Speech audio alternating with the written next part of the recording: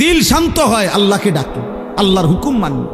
এই জন্য যার স্ত্রী আছে হালাল পবিত্র স্ত্রী, তার দিল শান্ত হয়, সে এক নারীতেই তৃপ্ত হয়।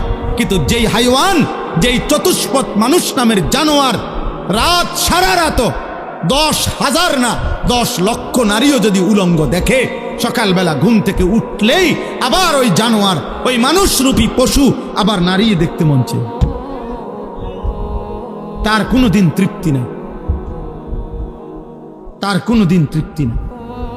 শায়েখ আলী তানতাবি একজন বড় আরবের বড় বিখ্যাত আলেম ছিলেন।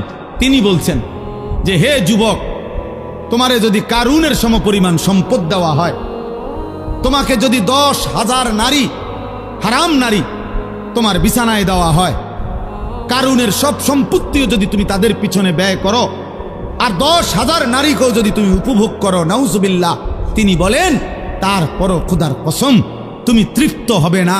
কিন্তু একজন রবের পক্ষ থেকে নির্ধারণ করা পবিত্র স্ত্রী, সেটা 70 বছর তোমার তৃপ্তি এনে দিবে।